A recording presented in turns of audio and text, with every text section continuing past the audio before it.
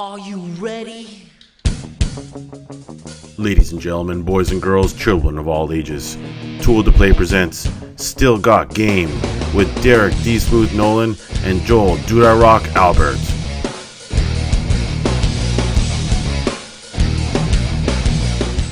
This episode of Still Got Game is brought to you by GoDaddy. Hey now, welcome back, ladies and gentlemen, to Still Got Game, episode 288. Still Got Game's official podcast of ToolToPlay.com.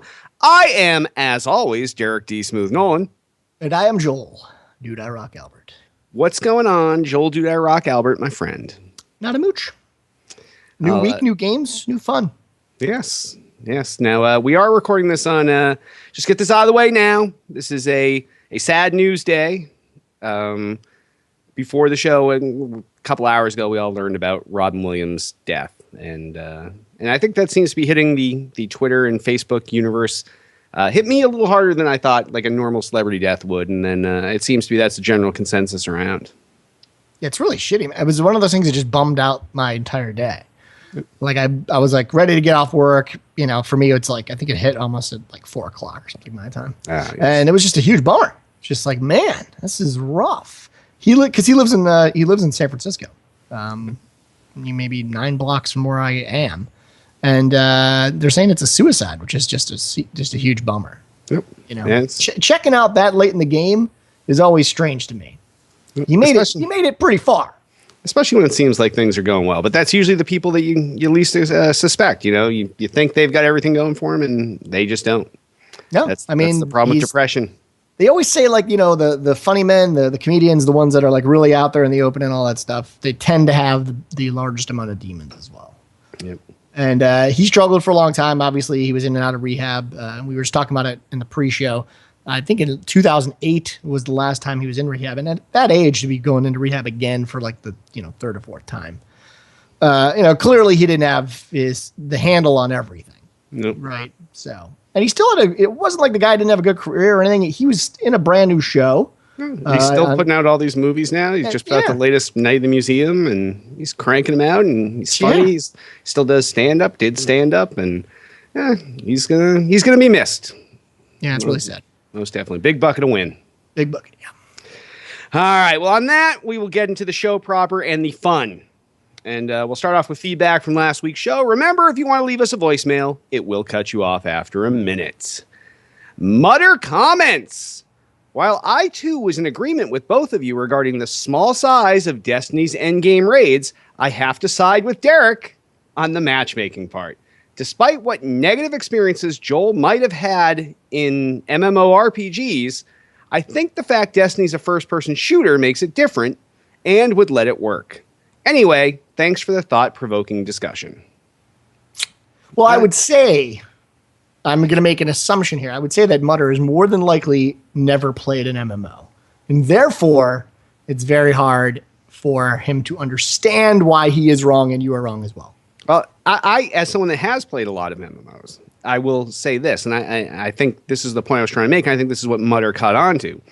In a game like World of Warcraft, let's say, in one of these raids, you have, let's not even go to the giant ones. Let's just take a 10-man. Well, now you have 10 different people. You know the basic classes you need to go in there with, and everybody has a role, and someone's DPSing, and somebody's tanking, and somebody's healing, and you have all these things going on. That becomes really simplified in Destiny. There's no one that's healing. You know, you're really just all laying out fucking DPS. That's what your raids are for the most part. I was gonna say that's a little limited in scope as well. But you're right; it is simplified for sure. Yeah. So it's much easier to get 6 random people to be like, okay, we came in this room, and there's a big thing. Let's DPS it. Or even a more complex situation, like you're fighting a boss like the thing that was in the beta, and then all of a sudden you get them partway down and all these waves of guys come in. Well, now you just need a little bit of rudimentary communication. Okay, guys are coming in now. Let's break off, take out the guys, and we'll all get back on the boss. That's a lot easier than, all right, when this tile on the ground turns blue, then we all have to run to the right. And then at that point, the tank has to do that. Like, it's very simplified as a shooter versus a RPG, I think.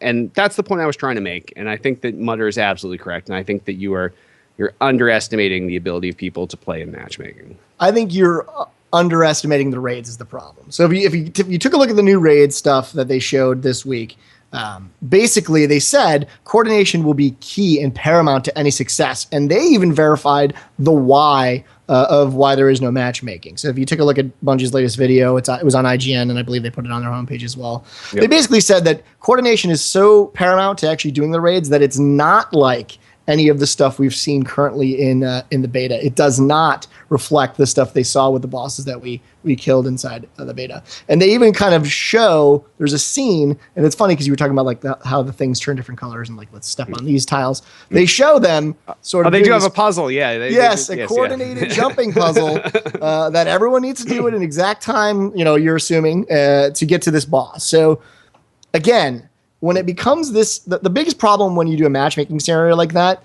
is path of least resistance is always the one that is taken by gamers. And so what ends up happening, and we're seeing it in games like WildStar currently, when you do this sort of match-made version of raiding, if they don't get it right the first time, because you don't know the other player and you don't care about who he is or his experience, as soon as that team fails, you're right away just going to leave that team in the midst of like, you just say, fuck, these guys are idiots. They don't know how to play the game. I'm out of here. And they bail. Instead of the wipe, let's do it again. Wipe, let's do it again. Yeah, I guess. Because when you're with your friends, you can be like, you stupid son of a bitch. Or some friends do that. We do that together. We're okay with that. Yeah, totally. Like, and it's okay. And it's like, do it right the next time. Let's do it. Let's get better. We're a team. But when you're a team by default, when you're a team just because nature picked you out of the matchmaking world, you just don't care about the other person. And so if their skill set does not meet your own, you immediately want nothing to do with them. That's my problem. I see both sides of this, and it all depends really on how complex these raids end up being. But. Yeah, absolutely. I mean, it's going to be interesting to see if what level they're living up to. Is it the level that you're kind of saying from that like immediate beta, or is it going to be this like insanely hard thing that people even in groups of 5 really start to like, oh my God, this is so hard.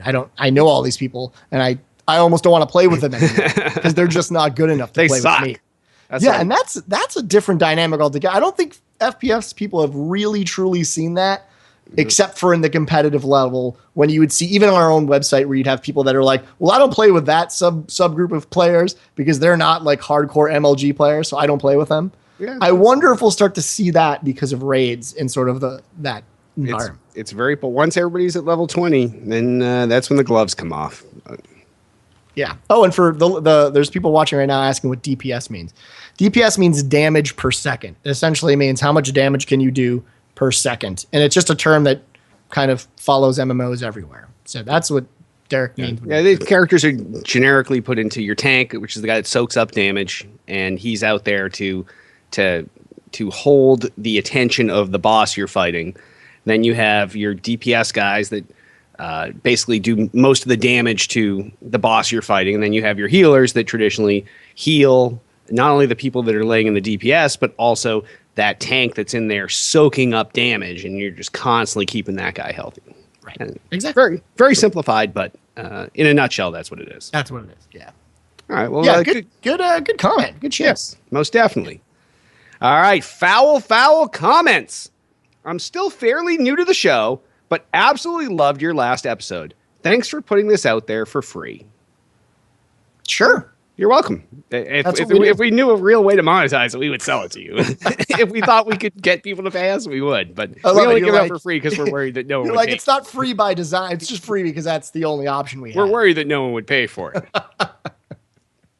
That's still a good comment. I like hearing feedback like that anyway, when people sort of say, I like knowing that people know that we actually try. Yeah. Because we do. We try. We put an effort. This is not just like some seat of the pants version of this show. You want to hear that? Go back to like anywhere in the first 30 episodes. And, whoa. Yeah. Whoa. I was drinking heavily at the time. And I'm always drinking heavily. I don't remember. Come on. All right. Ringer comments. I listened to the episode of Everyday Gamers podcast with you two on it. Nice work, guys. I learned more about Tool to Play during that show than all of my years visiting your site and listening to your shows. That's very possible. That was a weird thing where we literally made that our news outlet that we decided to release all of our Tool to Play news on. I'm not sure why we did, but It's very true. And if you haven't yet listened to that episode, there's some nuggets of information there that I could not even remember to repeat now. So definitely listen to that. Yeah, I think that's more because like when someone's asking us to reflect on Tool to Play, that's when you get that conversation. It's a lot easier when that flows, but we wouldn't want to just sit here and talk about. Yeah, it's like, hey, let me tell you about myself here. Yeah, like that just seems really. This is the and then we were in the Wall Street Journal. Remember that? That was exactly. awesome. High five, yeah. Like, I mean, granted, if someone wants to see a 2-hour circle jerk, me and Derek will do a whole nother show every single week where that's all we do. You can just talk about all the good stuff that we do and how awesome we are. If that's a show totally people are interested, let us know. 773-527-2961. Email us podcast@totalplay.com. We'll definitely do that show for you. I actually always ask Jay if he'll do that show, and he's like, well, if the audience interest is there, I would love to do it too. So definitely let us know. But that's why that information was there. They were asking us questions that led us to be able to tell the stories that we needed to tell. So if you have not yet listened to that, check it out, and you will learn a lot. And last but not least, Fabian comments. You episode good. I like. Fun show. It is. I like just hit. You have that up there because that's like, I love that. That's like my favorite sentence / comment / what the fuck? It's actually 3 sentences. It is 3 sentences.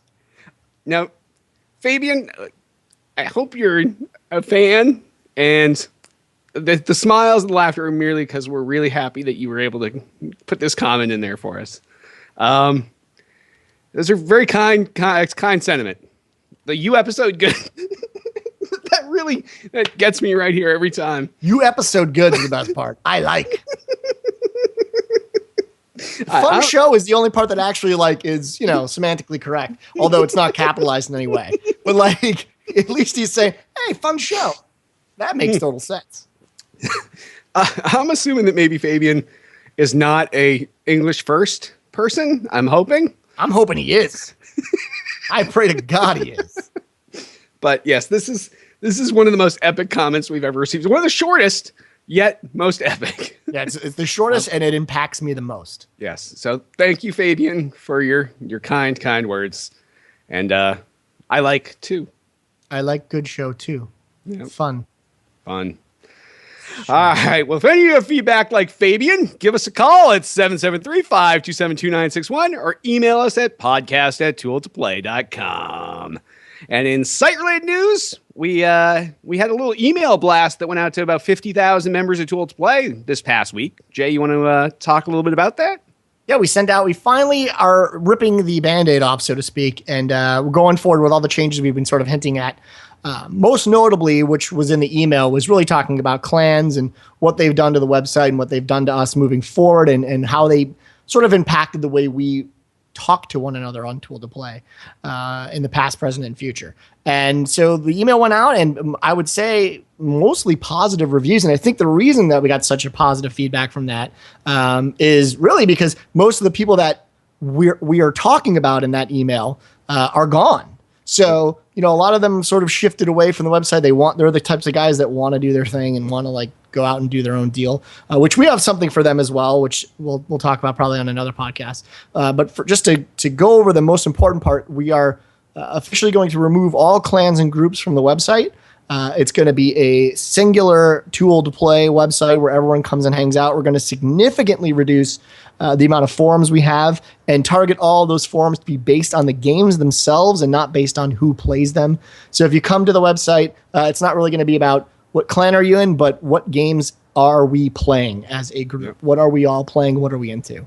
That's really the basis. And those emails are still being sent out, and we're still kind of going around and targeting them. The biggest thing was getting through all of because we're a 10-year-old website. So we have a list of emails that are, 10 years old that don't work anymore. So we have to get through all the bounced emails and stuff like that. Mm-hmm. But the response was great. If you go to the website at tooltoplay.com right now, you'll see it's the Phoenix is Reborn. You'll see an awesome thing that Tiff put up to link to the actual page. And in there, please comment. I think we have almost like 130 plus comments right now. All really good stuff. Plus, but that's lots of emails too. If you don't feel comfortable commenting in public, send us an email, admin@tooltoplay.com, and and get something off your chest. Tell us that you Yeah. like where we're going. Maybe the thing you're going to say might go against the clan that you left our site with, and you just don't want anybody to see it on the site. That's fine. Just email us. Let us know what you're thinking. And Yeah, we had a lot of awesome emails like that. We had some that even said, "Hey, I've left the site. I don't plan on coming back, but I wish you well, and I wish you guys made my gaming career what it is today, and how I love to play, and all the friends that I've made.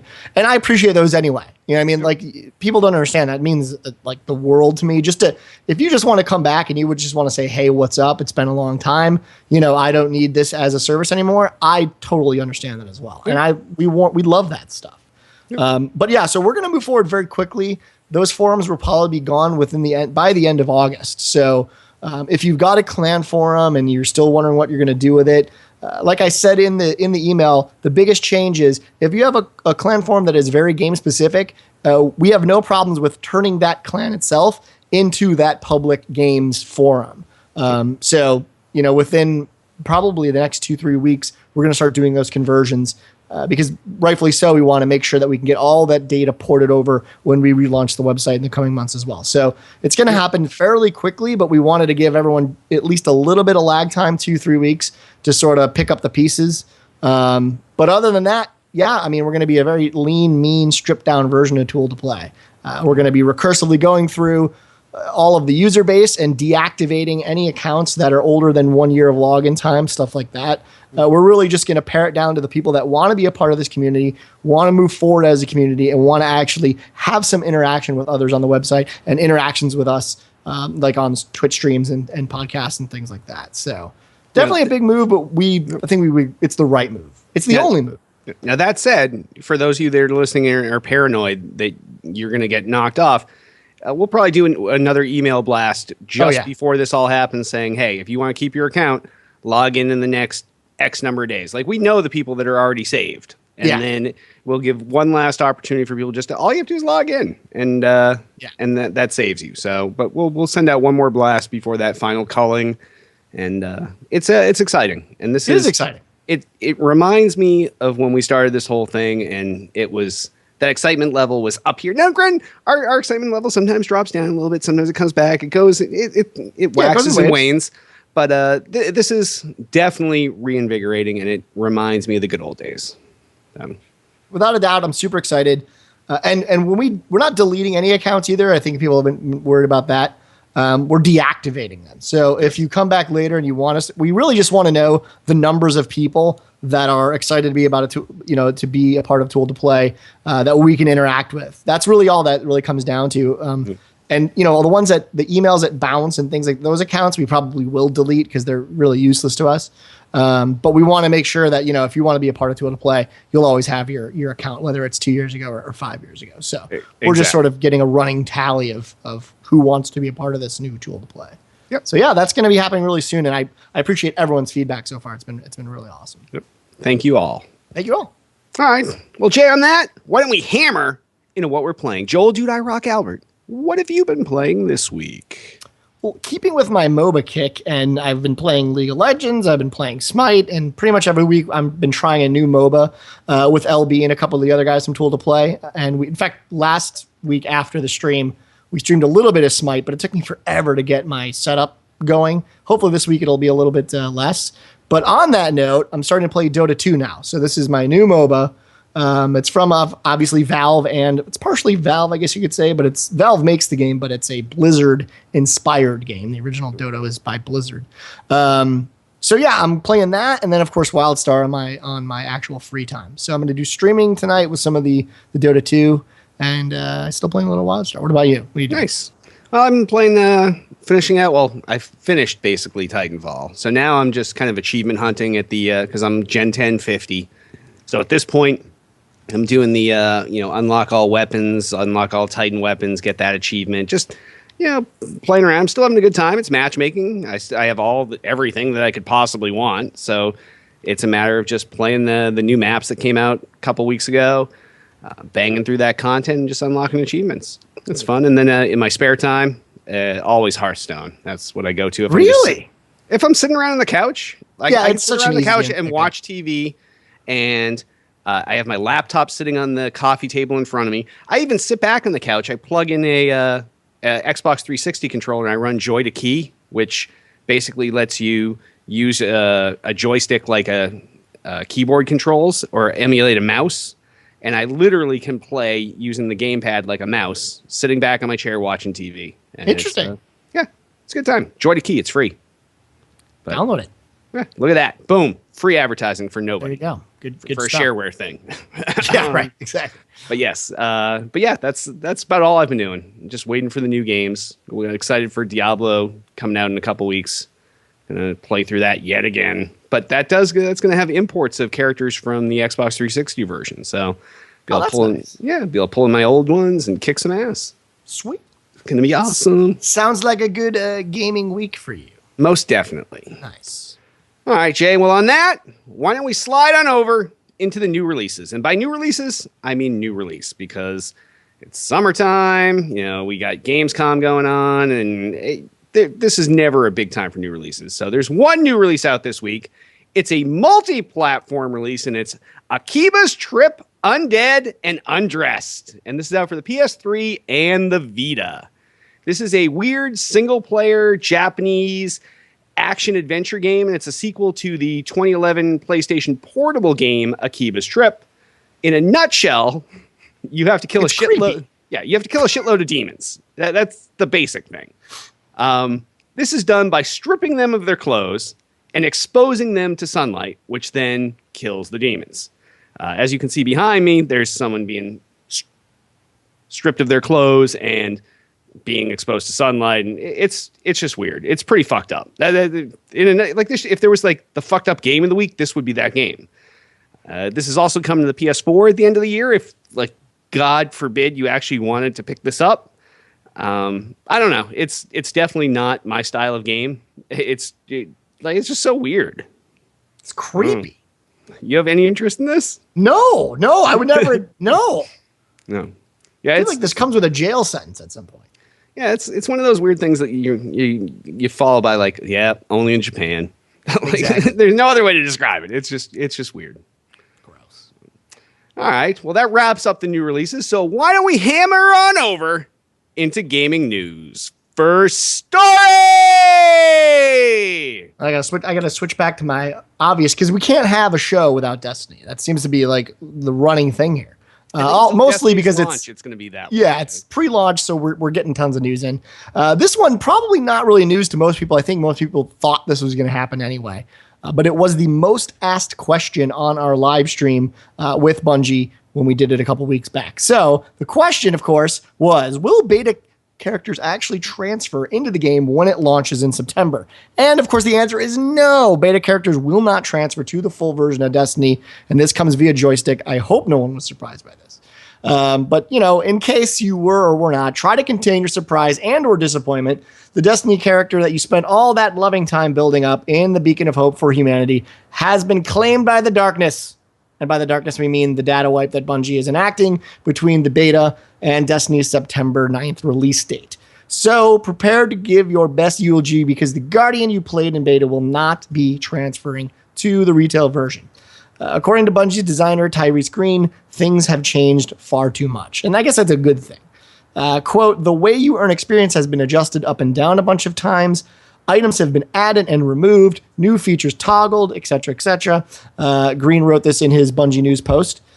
Quote, although there's no single monumental change, the sum of the tweaks leaves characters from the beta build in a strange shape that would be confusing at best and broken at worst. So, this makes a lot of sense. Yeah, I don't know. I'm not surprised. No, frankly. and for anyone that's played, like, Blizzard puts out betas of all of their shit, and it's always, you assume, not only is it going to get wiped before it launches, but sometimes it might get wiped while you're in the beta. They're like, oh, we're wiping today. Yeah. You're going to start over again. There's just, especially in something that involves multiple weapons and XP and balancing weapons against armor stats and everything else. Some things are just way overpowered. Some things are way underpowered. So you can't possibly... Like, we hope that they use the beta to learn the balancing issues and the problems with the game. So you don't want to then pass on all that shit into the final version and be like, oh, yeah, we fixed it, but you can keep, like, that, level 20 fucking insane thing that we thought was going to be a normal thing, and now it's like way more powerful than everything. Or you could be stuck with shit that's all underpowered, and now you have to go through and earn all that. So it never occurred to me that this would happen, but I guess for people that are unfamiliar with the beta process in a game that involves this sort of stats and balancing, that this would happen. But it didn't surprise me. Yeah, and I'm really surprised, again, at that this was like the number one question. And I don't mean by like a little bit. I mean, literally every other question was this question. And if you look at all the betas that have really ever gone on that I've ever been a part of, I don't even know that I could put one on one hand. I've been in so many betas in my lifetime as a gamer. I don't think this ever happens. Maybe, and I say very much maybe, that when you get those betas that are totally a marketing ploy, that are built to be a pre-hype, those sometimes move on to that level. But Bungie's always making betas as really true betas. Sure, partially marketing, of course, as with anything, but they're actually doing real live changes inside the game. So for me, why would you ever give an advantage to someone like that when the other guy that maybe wasn't lucky enough, didn't know the right people, couldn't get into the beta, why does he have to be hurt by not getting into the beta like everybody else? It wouldn't be fair. It wouldn't be right. It makes total sense to wipe. Well, I'm sure that plenty of people have played in the past Bungie betas and never had their things carry over, but I think that it never occurred to them because they never really felt like they were building something up and earning something. Sure, they were leveling up their guy, but that really didn't buy them anything. It wasn't like you were unlocking new shit. You weren't gaining a tactical advantage by leveling up. Here, people felt like they busted ass, put in the time, leveled their thing up, and now they feel like they're going back. And of course, that's how you're supposed to feel during these things. So, I guess. I mean, like you said, if anyone's ever played an MMO, you would level multiple characters to 50, which would be the span of a month, and they'd wipe it, and then you do it all over again, and they'd wipe it, and they just keep doing that. It's a normal process to see how the level progression actually works. You know what I mean? They have to gauge how much does it take to level, what sort of time increment are we going to level at. You need a nice leveling curve to see how the game is going to progress over time. But as Deep End said in chat, gamers are dumb, and I think that about fills that up real nice. That does. All right, next story. Wouldn't be Twitch if we didn't talk about Twitch. Okay, so Twitch obviously moves to address all the complaints over its new policies. If you didn't hear about it, the video streaming platform Twitch, the one we are currently on right now, seems to have backpedaled on two major changes that it announced this week amidst remarkable outcry from broadcasters, that's putting it lightly, and viewers who patronize the service. First, the company decided, and in case you don't know, I should probably say what they are doing. The original plan was that essentially you could not have any VODs. That's after we stream, we create a VOD, which is a video on demand. Any VODs that contained copyrighted music playing in the background. They had a service, a third-party service, mind you, that came in, detected those songs, and then muted 30 minutes of that stream. So even if you had a song that was 4 seconds that played, if it was detected, 30 minutes from that point was muted.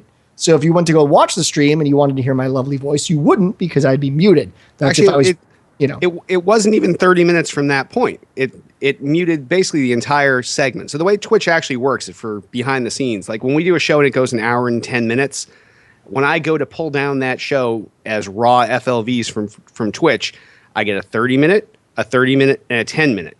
So what actually happens is whichever 30-minute segment your copyrighted material is in, that's the segment that gets muted. So what other people that realized the same thing said, well, you know what happens if that I have 10 seconds of music and it's on the boundary between two of those 30-minute segments? Well, now you have 60 minutes of muted audio in your stream. And yeah, we're handsome guys, but I don't think you'd want to go an hour just looking at us go like this. No.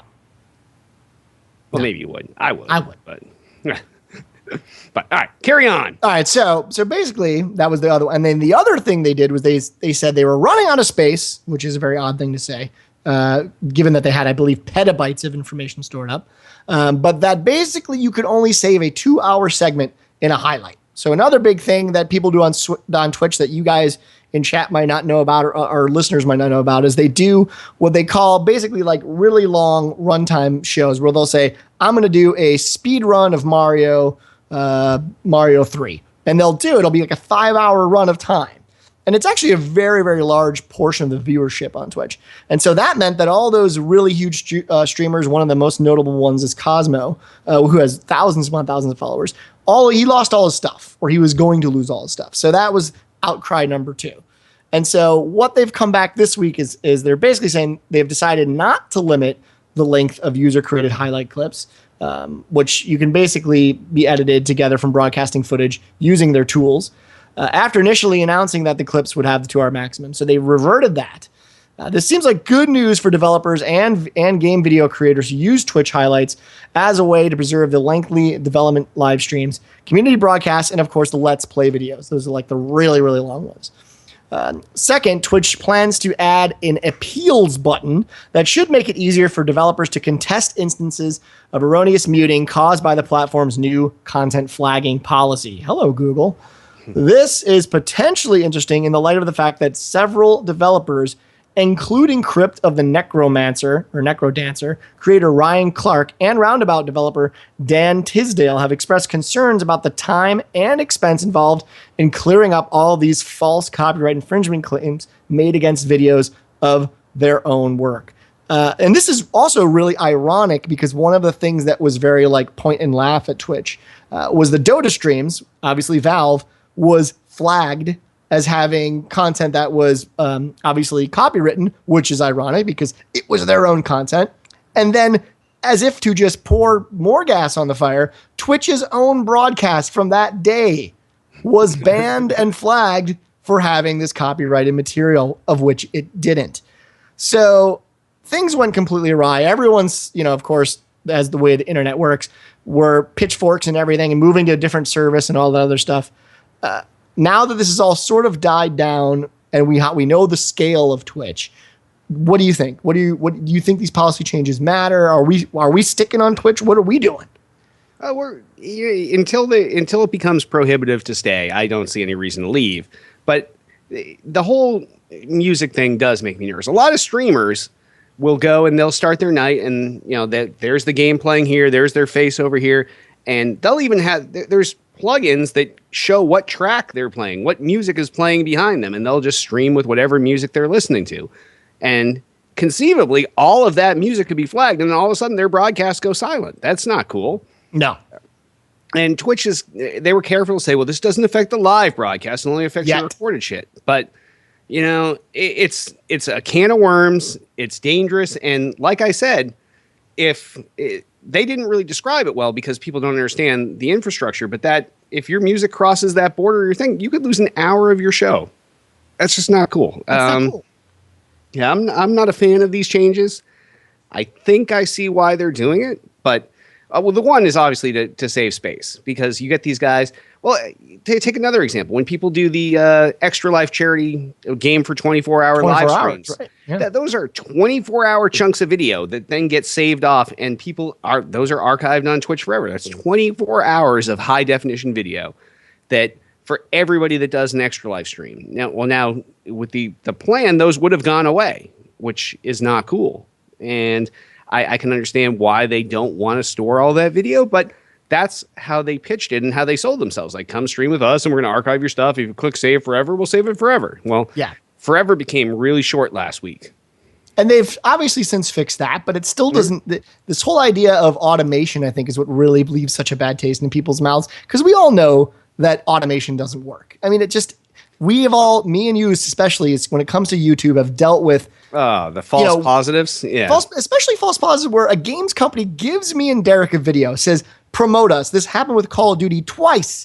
They said, we're going to give you the video for the new Call of Duty. We're going to give it 2 days beforehand. You'll be able to put it up on your website and review it. Well, of course, we're going to put it on YouTube. We're not going to just randomly stream it. We're not going to put their 500 meg video like on our homepage with our own player where we're going to pay 500 megs to everybody that wants to view it. No, we're going to put it on some third-party site where we can leverage the free bandwidth. Yeah, and leverage community and leverage connection. And we get flagged every single time. And to the point where we just said, okay, we're going to get these videos, but we're just not going to show them. Yep, and so companies lose out on this. And even more so with music, because I've heard streamers say this over and over again, and I actually have to believe them when they say this, where they'll say, I put up a stream of some music I'm listening to. I'm listening to some jams while I'm like shooting mofos. And people in my stream say, who is that? And you'll come back and say, oh, it's such and such. It's a great album. Mm-hmm. And you're essentially promoting the music of that artist while you play the game. This is a very old school way of doing things. And it's really got to change. It just doesn't work. Automation doesn't work. None of this stuff works. So I don't know. I feel bad for Twitch because I think they've really gotten to that point where they're so big that liability now finally becomes an issue. They're clearly trying to sell to Google. We know that there's some sort of confirmation it's supposed to happen. And Google loves to cover all its bases. We already know that with YouTube. So it's a shame, but I also don't think it's Twitch's fault, which is why I try to give them the benefit of the doubt. It's just a shitty situation. Yep. Crap. All right. Well, we're here for now. So we're not going anywhere. I like Twitch as a service, and we plan to stay around. Exactly. World of Tanks hits 100 million registered players. Wargaming has celebrated at the Gamescom Expo with some impressive and I would say massive news. With the aid of the Xbox 360 version of World of Tanks, as well as World of Tanks Blitz on mobile platforms, the tank-busting franchise has hit a dizzying, and I would say dizzying, 100 million registered players. Now, Wargaming doesn't say how many of those players are actually actively playing the game, which I think is really the important number here. It could be 3 players. We don't know. I think I'm signed up, and I've played like maybe an hour. But it's still an impressive feat regardless. It means that at one point in time, they've had at least 100 million people play or try their game. Yep. More than 3.8 million users have played the game on the Xbox 360, while 5 million have actually jumped on the World of Tanks Blitz, or so says the press release. To celebrate, Wargaming has put together a pretty badass CG trailer that you guys should all search up. Maybe we'll toss it in some show notes or something. Yeah. But still, I mean, I love these guys. It's amazing to me, considering the game that World of Tanks is, that they're able to hit this mark. So no matter what, it's impressive. Right? Yeah, I tried to find some of my past notes from like 3 E3s ago, 4 E3s ago, because we meet with these guys every year, and this number was nowhere near 100 million like 3 years ago. It was multi-millions because we were impressed, but we had never heard of it. And the very first time we saw it, and that's when we were sitting on the bus with those guys, and we met their team, and then they invited us to their party, which was like that weird, awesome, like party up in their hotel room. Yeah, weird is the best. Yeah, giant table full of Pringles and hard liquor. It was interesting, but awesome. But I'm happy for these guys. Like, we literally love seeing these guys every year. I love to see a company that comes in with, they jumped in knowing, hey, we're going to get in the free-to-play market, and we're going to try to be the biggest and best out there. And the CEO, Victor, he's out there, and he's taking all this money he's earning, he's investing in like digging up historic tanks from the bottom of the oceans and bringing these things up and putting them in museums. And these guys are really serious about tanks. So, good news for them is good news for gamers, is good news for humanity in general. Yeah, I love them. I mean, it's a game. It's one of those situations where I feel like a lot of games that I don't genuinely play, but I know that they're great games, and this is one of them. This falls into that category. They're consistently and always analyzing and reevaluating the game, and it's an iterative game. That means, one day it might play one way, the next day if they find out it's better for their community, they're not afraid to make those changes, which I like. And they do that. You'll see that in the iPad version, you'll see it in the Xbox 360 version. They all play very differently, and yet they're all within that same world. So exactly, yeah. No, and when we were down a couple weeks ago for that wedding in Virginia, and we saw Tiff's brother there. That's the only thing he's been playing for like last 6 months, and he's put some real money into it, and he justifies like, you know what, I've played enough of this game that I felt like it's as good as any $60 game that I've played, and sure. I was willing to spend $60 on paid content for it, and I was like, yeah, all the power to you. Like, he's been playing for 6 fucking months. Think of all the games you've bought for $60 that you probably didn't even play for a month. So tons, yes. Bucket full of them. Yes. Or take the Steam sale and look at all the games you ever bought there, like to add that money up. Like, it was cheap, but that cheapness adds up over time, and especially when your playtime is 0 on all those games. But so yeah, all the power to them. That's just great news for the wargaming peeps, and we love those guys. So show. All right. Next story, and this is kind of a funny one. Great news for those dedicated Call of Duty Black Ops 2 players that are on the Wii U. And I know there's tons of them. You're finally getting new DLC. The bad news is that it may taste a little stale, as this DLC is almost 2 years old now. So Nuketown 2025, you guys might remember this about 2 years ago when you got this for your other systems, is now a free downloadable map for Black Ops 2. It has finally reached the Nintendo's console a mere year and not quite 9 months since the game's finally been released. IGN reports that the map is included in the latest title update. Didn't even know they were doing that. As is an icon for Zombies mode and the map Die Rise. It is noted, however, that although Die Rise appears in the game's menu, it's not playable. Sweet. We downloaded an icon. This is great. As for Nuketown, well, I guess better late than never. Oh, that's... How did they even do this? Like, okay. I'm so confused. So this game comes out. It's launched across all platforms. It's a Call of Duty release. It's huge. And it was the first one to hit the Wii U. And with the other consoles, they're like, yeah, pre-order, you get the free Nuketown 2025 map. And then at some point, it became like free for everybody. It was like one of those limited time, either launch or get it later things. But how did this not? Well, I know how it didn't, because the Wii U is a piece of shit, and nobody has them. Well, now you do, but most people don't have them. Yeah, 2 out of 3 gamers have it. 2 out of 3 in this vidcast, but actually the percentage across all gamers is more like 1% or less. Exactly. So at this point, why even release it? And then to add insult to injury, you're like, yeah, all right, here's your map that everybody else had almost 2 years ago. And just because we're too lazy to like completely change the way that this patch updates the menu system, it's going to have another map listed on there, but you don't actually have that map. So don't pick that. It'll just do nothing if you pick that. Like, it's insane to me. I don't know. Sad. Yes. So I don't even need to talk about this because it's so ridiculous. Yes. So what do you think of this story? Jay, this story has me saying, what the fuck? And on that, why don't we hop on over to the mailbag and voicemails. Altius asks, what are your thoughts on the summer? Yeah. What are your thoughts on the summer game lull? It happens every year, and I always hope it's the last year of it, but no. It hasn't been as bad this year as it. Here's the thing I love about the game lull. This year, in June, WildStar came out. It was a June release, which is really random.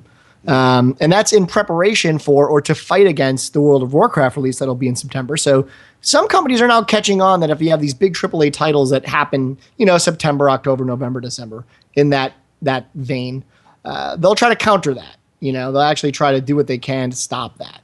And I think you're seeing that more and more now than you ever did before. And then on top of that, you also get things like the Steam sale where maybe you haven't played, a certain game that happened while that past year went by, and now you have the free time to go back, get it at a cheaper price, and do it again. So for those who don't know, usually, generally speaking, in the summer, games companies don't release anything. Or if they do, it's very, very sparse. Usually they're rehashes or games that they couldn't finish in time, so they're going to put them out now. It's very rare that you'll see a AAA title, but you do sometimes. Occasionally. So that's really what the game lull is. It's really just from, I would almost say, May until right about September. You don't see shit. Sometimes you see that release right before E3. So it's right, the beginning of June, really. It's June through September. And I think it falls back on the old mentality where, it's summertime and kids are going to go outside and play. But you know what? The average age of the gamer is 37, and we don't go outside and play. Well, I guess that's true. And we come home, and then we plan to play games. But I think on the same respect, like the families too, like in the summer, they're also dealing with their own kids. Now their kids are out of school and stuff, and they, you may have less time to actually play games. I don't know if that's really a part of the equation of why they don't release within that schedule. But for me, I don't mind. I really don't mind it. I used to care, but I don't. Nowadays, I don't care. It's a nice time for me to go back, play games I didn't play before. It sucks for our show. It's really boring. Yeah, that part of the show becomes so... Like, I can remember... Well, obviously, with a new console launch, that new releases when I have to go through, like, the 8 launch titles for the platform is insane. But most of the time, you're getting 2, 3, 4 major new releases a week. if not more. And now we're lucky to have one. Like I go to things that normally I would just leave off the new releases list because they're this release this week would have never made the cut. We would have had some nice real AAA titles, and then I've been like, that fucking bullshit weirdo Japanese pedophile game, fuck that. But no, it's on the show this week because there's nothing else, and I just want to have something there because it's always sad when you have to go like, there are no new releases this week, and you can't like. And granted, Nintendo puts out tons of shit for the Wii U, but it's not real shit. They're selling you now for like the 5th time, like go get Super Mario Brothers, the original one, and we've sold it to you like on the original Nintendo, and then they sold it to you on the 3DS. You can buy it. You can buy it on the original DS or the DSi. You could buy it on, the Wii, and now you can buy it on the Wii U. And none of those are cross-buy, so you could literally have bought Super Mario Brothers 6 times at this point. Maybe more. Yeah. You don't count. So we don't cover those releases. I don't consider that a release. That was released fucking 30 years ago, 20 something years ago. So fuck that. I don't know. I wish that we didn't have this lull. I wish there was like in a couple weeks we have Diablo coming out, but that's Diablo that was already out on last gen consoles. Now granted it's got the Reaper Soul stuff in there, but that came out on PC, 8 months ago at this point, 7 months ago, 8 months ago. So even that's old content. I don't know. Give it a chance. I wish some developer would just pull the trigger, drop some huge bomb in the middle of summer. And you know what? Build it and they will come. Because I'll guarantee you, if you fucking drop Destiny like on 4th of July, all of a sudden you'd see your movie fucking shit go down. Sure. People would be playing it because if you have the right game, you can launch it any time of the year. You can launch it on Christmas. You can launch it in the middle of a nuclear war, and people will fucking play that. Well, shit. the fact remains that though, 2 months before Christmas will always be the best time to release a game. I mean, you make the most amount of money in that time slot, and that's why people do it. That's the bottom line. And so development cycles all are synced with this time slot in mind, and so that's why you get that lull because everyone's waiting to, even if they finish their game early, let's say they finish in June, they're gold, they're ready to ship, they're not dumb enough to actually ship, they're going to wait 3-4 months. It doesn't really hurt them. In the long run, it only helps them. And that's really always going to be the problem.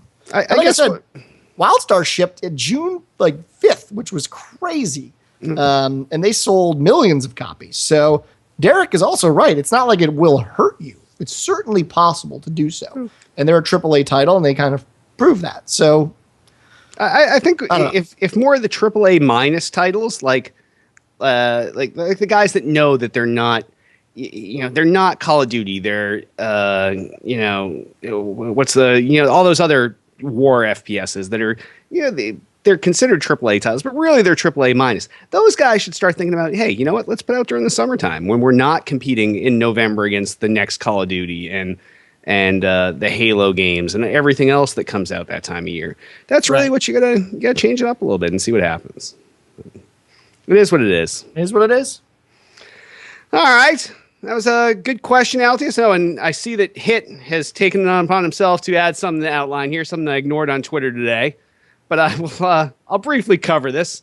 Blue Steel asks, I hope Still Got Game is going to watch the Call of Duty reveal and report on it tonight. What are your thoughts? I assume Hit added this. No, I added this. You did. Oh, I thought this was great. Oh, I ignored it. Why? I always ignore Blue Steel's comments. Why? I'm only saying that because I know he's watching live. Oh, good. Well, because I figured everybody this was played out today. But just for the thought, because here's the thing. As a question, I didn't care because I don't generally care about Call of Duty. It's not a game that I generally follow. However, I did watch the entire stream just to see if they were doing anything different.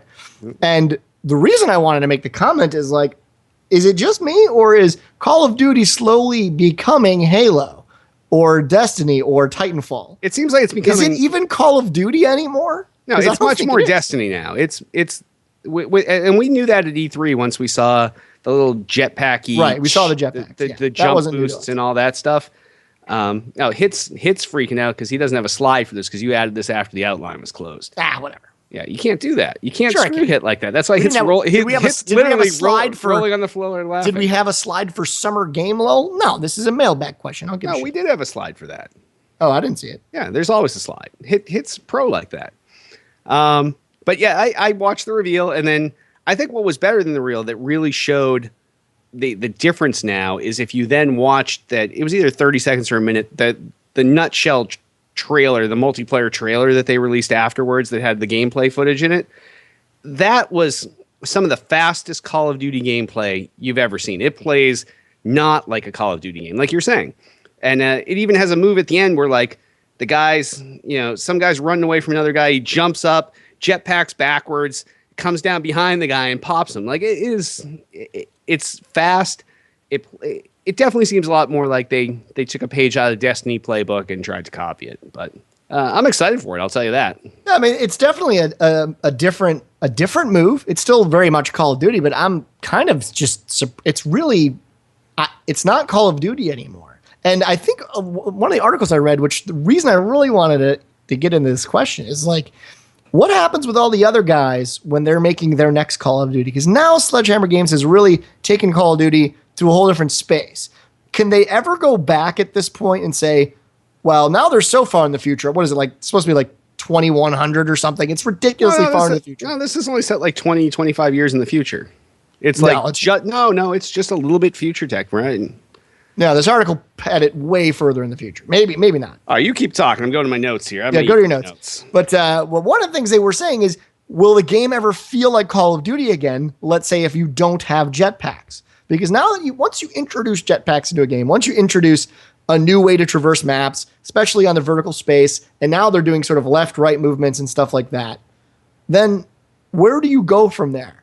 Can Treyarch come back to the table and say, okay, new version of Call of Duty's out. It doesn't have jetpacks. It's just a land-only, more Battlefield-style type game. Is that possible? Will the gamers actually dig on that or no? Oh, so regardless of how far at that point you can go back, yeah. That's I think what the article was saying, and not really talking about, where it is or it's set, yeah. But like that's an interesting thing to me because it ceases to be Call of Duty anymore.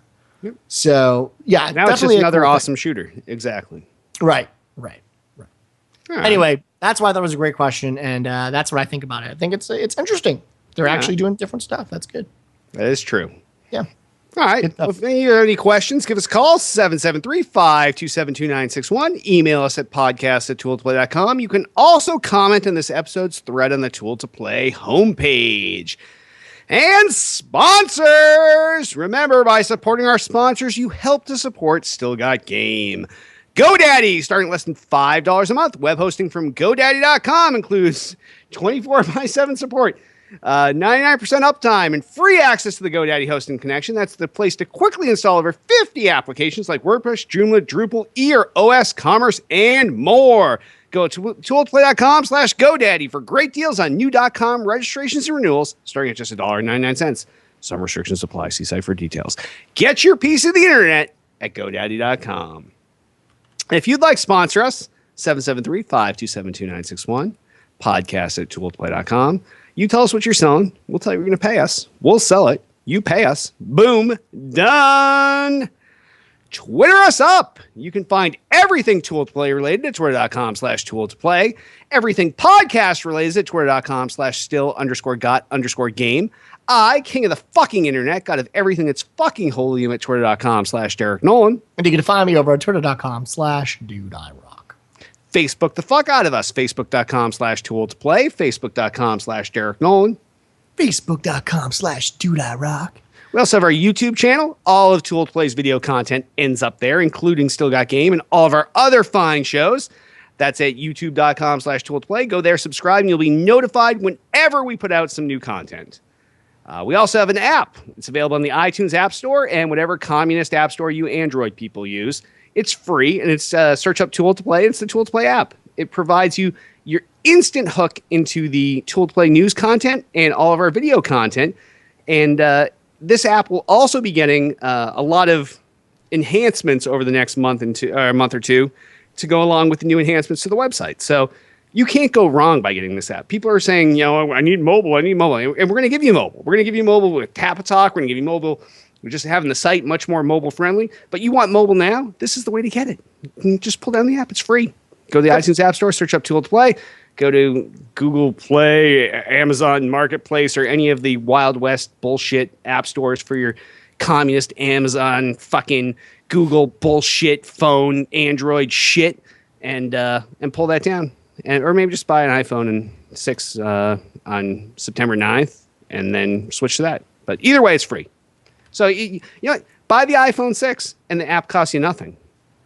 You gotta look at it that way. You balance it out. Cost Free. balance.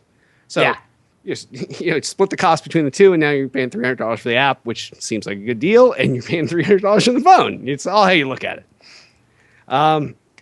Also, please rate and review this podcast in iTunes. We need reviews because, as you can see when you look through our feed, we started this over in iTunes when we changed the name to Still Got Game. So we need 5-star reviews from all of you people, 5 stars. And if you could just take a minute or two to write something nice about us, it would mean a lot. Just writing, these guys are gods. I love their show. It's a good time. Always makes me laugh. They're crazy. They're insane.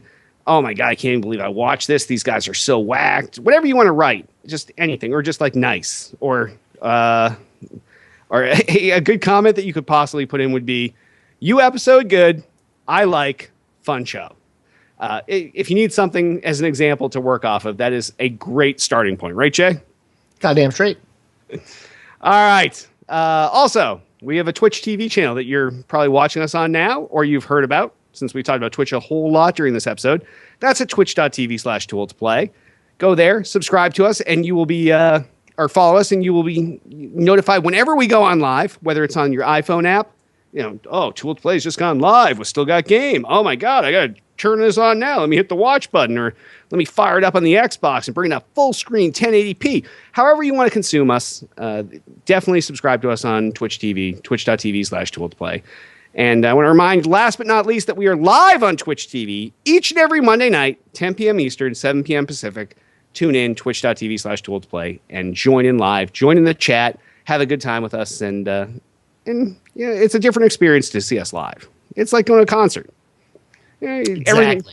Everything's different when you go see it live. Well, sort of, except for One Direction, but that's an entirely different story. And on that, Jay, why don't we wrap this episode up? I am Derek D. Smooth Nolan. And I am Joel Dude I Rock Albert. That's what makes you beautiful. Oh.